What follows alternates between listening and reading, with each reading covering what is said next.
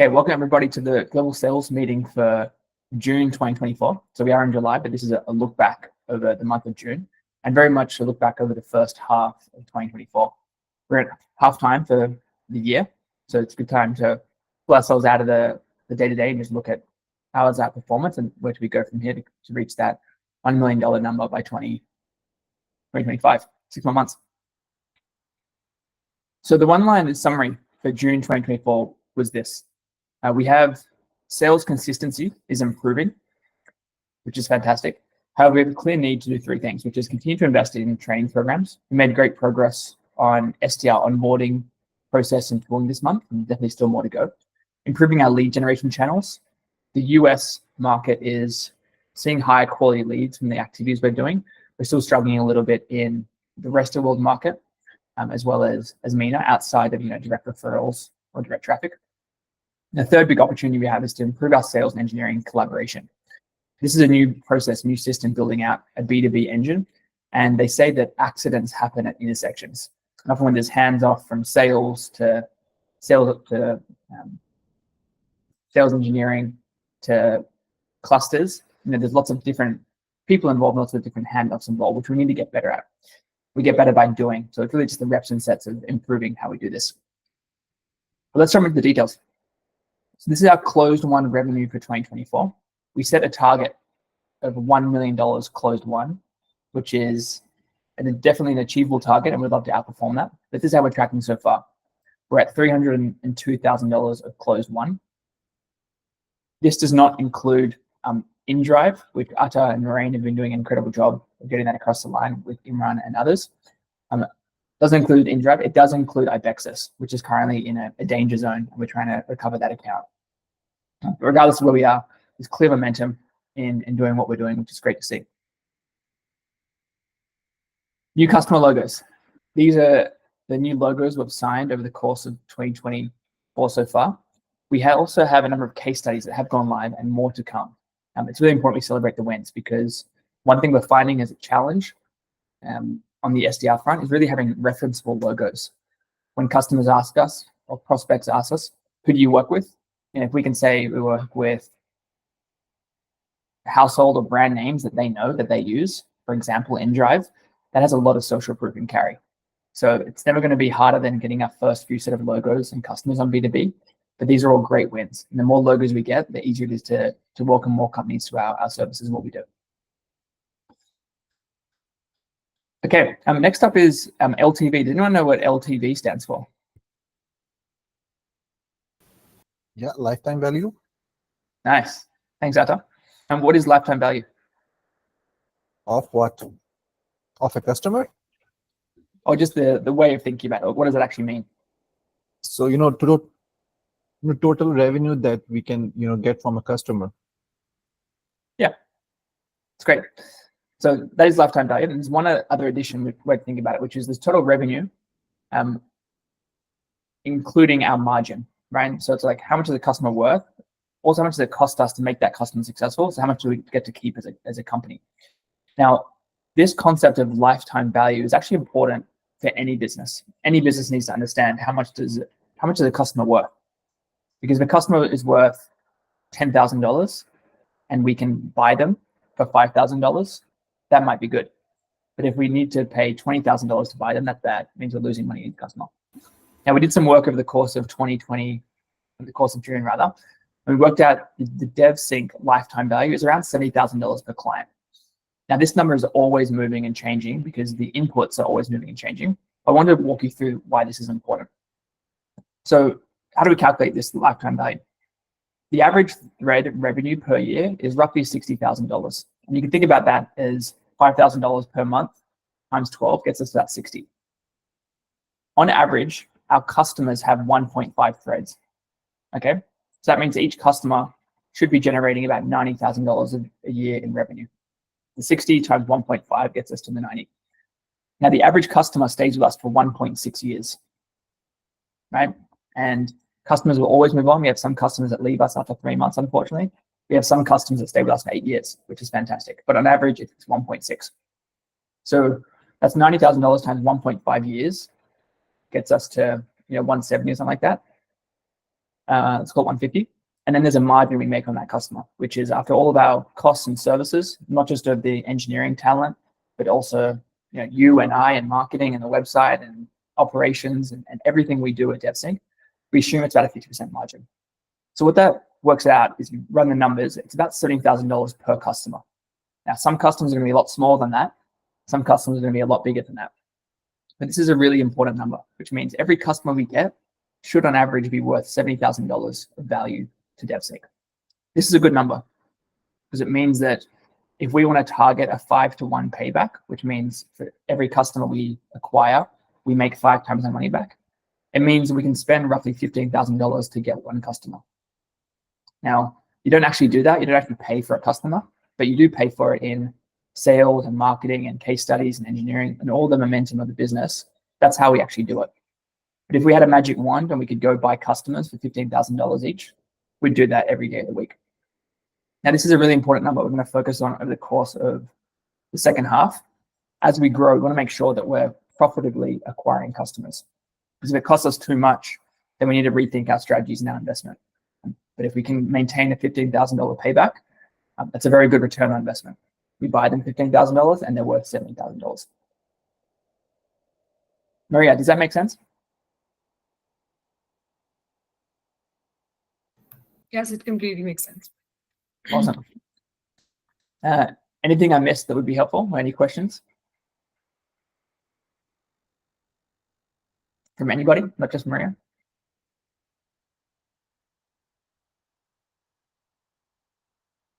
Okay, cool. So we'll keep moving. Key thing takeaway, $30,000 is the average customer value to us, so the lifetime value. Now, this will change, evolve over time, but when you think about how valuable is a customer, it's $70,000. Okay, let's keep moving. Coming back to our current status of the sales and marketing machine. There's 3 big things to talk through here. The first one is we saw 108 new deals last month. Now, it was a shorter month due to Eid, and we only sent out 10 proposals, which means 108 customer prospects came to Devsinc and said, hey, I'm interested in Devsinc. And through our qualification, through our process, our calls, our discoveries, about 10 proposals went out, which is, there's a business opportunity here, and this is how we think we can help you. Now, I mentioned this earlier, but pipeline quality is improving in the US market, but it remains a challenge for the rest of the world. We're trying out new lead channels, which we'll speak about next, and we're seeing a lot of interest, but there's not a whole lot of qualified interest. That's always going to be the case. We'll always get 10 people say I'm interested, but we can only really serve 1 or 2. So the goal is to go find 100 people that are interested, and we can serve 10 of them. So quality will always be an opportunity because we need to qualify everybody. They're the numbers for me. 108 deals we saw, we sent out 10 proposals, and we still need to improve some of our pipeline qualification process.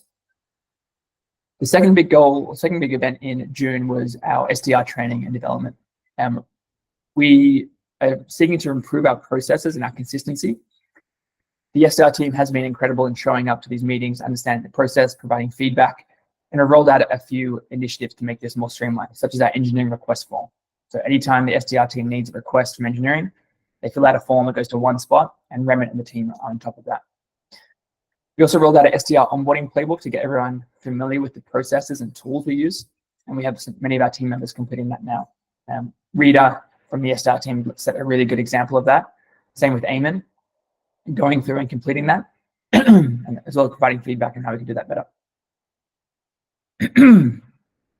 Now, SDRs are very much the front of the ship that is Devsinc, right? They're the ones out in the market, speaking to customers, speaking to prospects, delivering our message and our value proposition.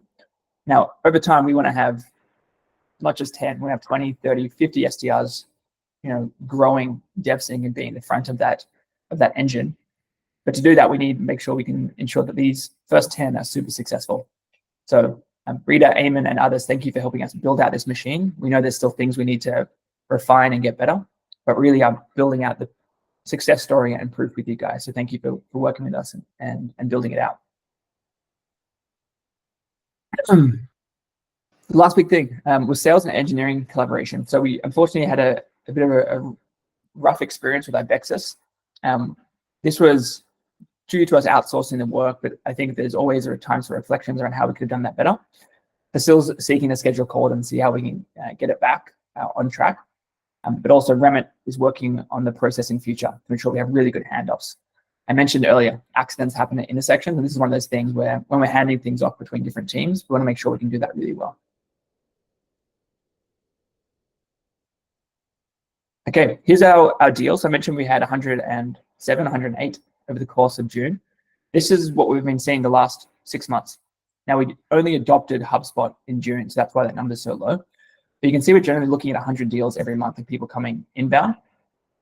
And these people over the month of June are coming through different ways.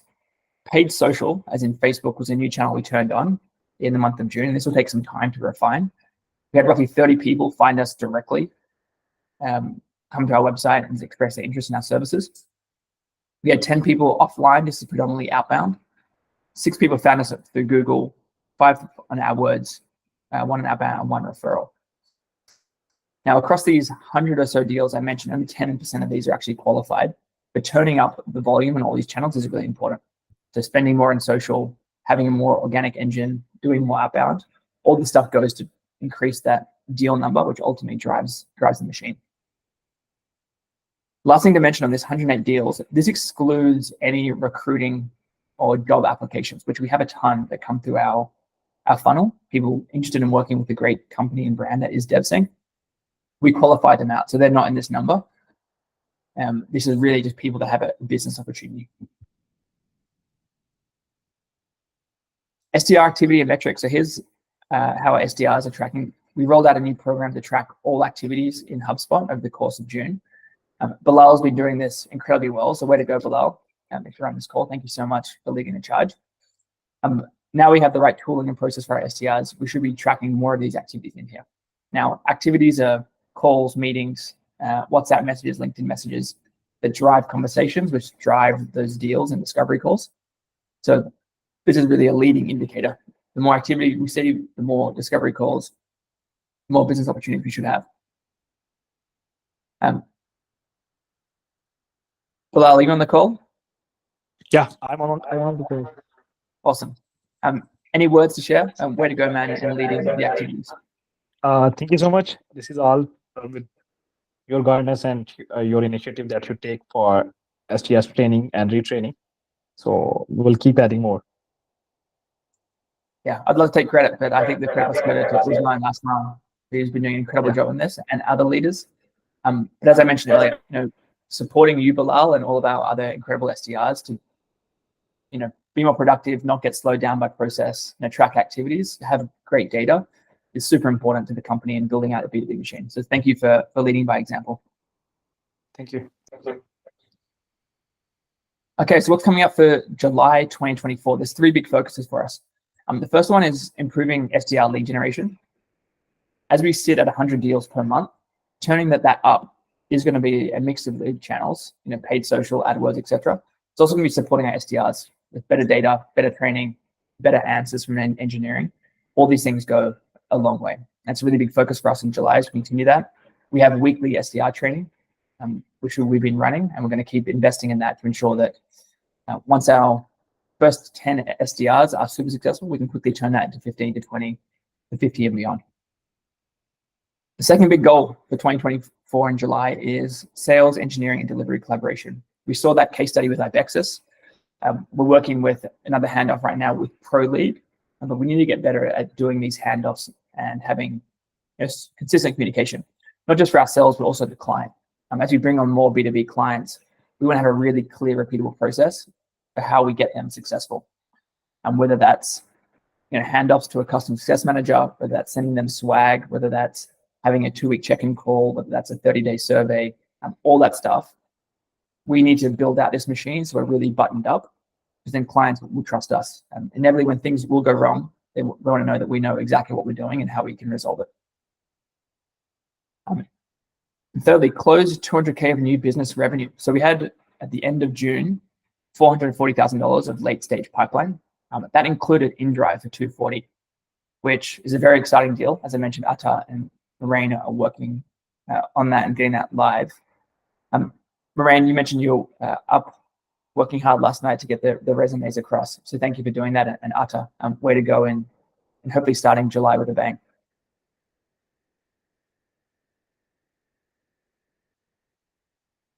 Okay, that covers off the B2B global wrap. I'll pause there for any questions or comments.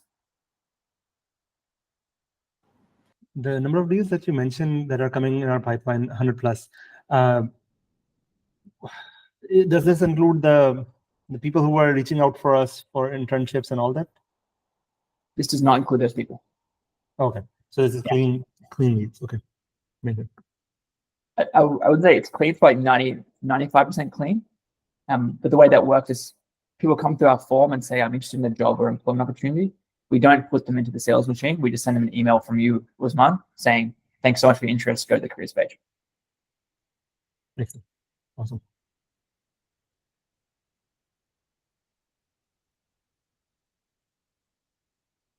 Any other questions or comments, Usman? No, that's about it. Maria, go ahead.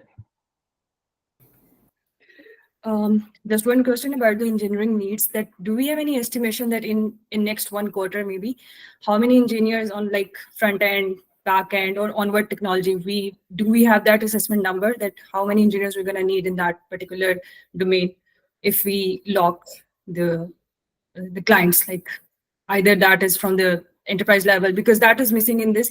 We know that our teams on the roll, they are on the toes, they're actually sending the emails to the potential clients, but that engineering need is somehow missing in it. Maybe we can add that part. Yeah, it's a great point. I don't think we have team member planning. I say team member instead of resource. I'll talk about that in a moment. But no, we don't have that, Maria. I don't think Remit Kadir is on this call today, but it may be something we speak to sales engineering about better planning. We also have a person who's actually working on the business research part of it, and he's exploring the MENA region and US in particular.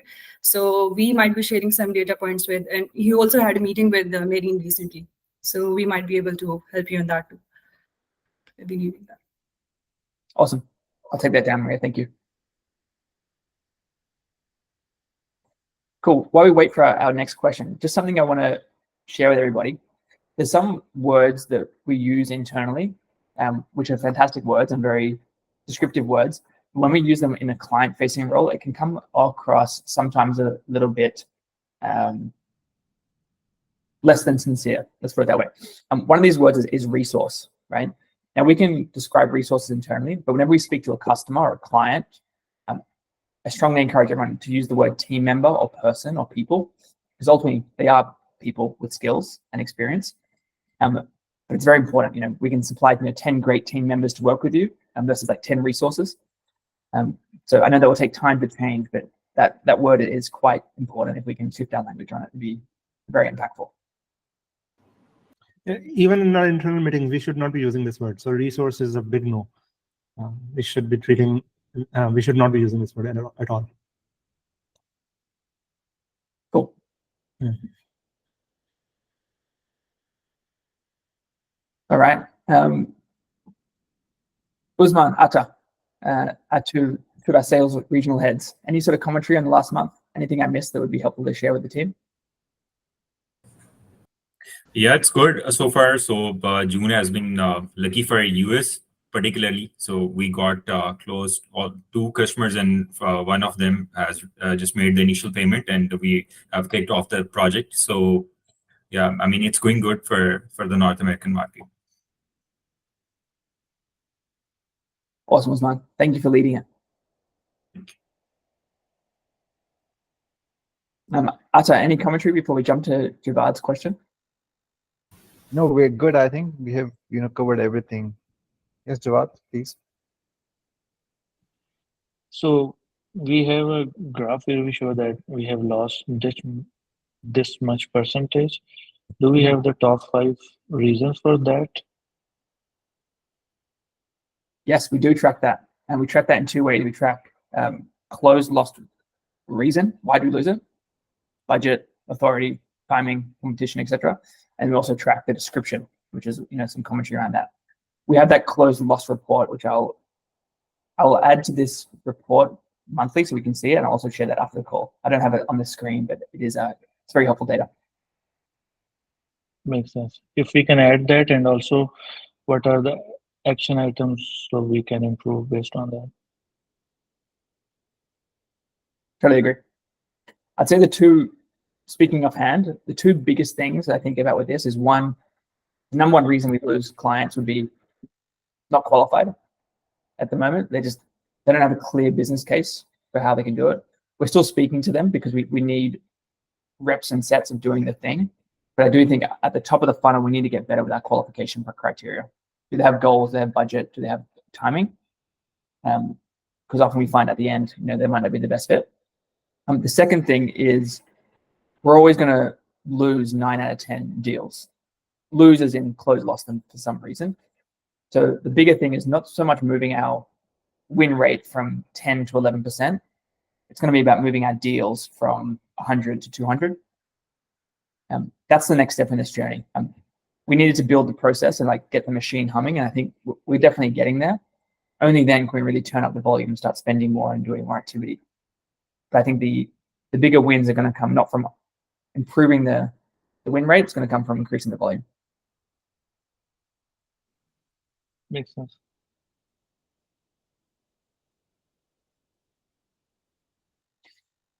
Cool, everybody. Unless there's any other questions, we'll leave it there. First of all, I'm sorry for missing yesterday. Something came up that won't happen again, but thanks to everyone for showing up again. I'll share out this recording, and thank you all so much for help building out this engine, and we'll see you again next month. See you. Bye.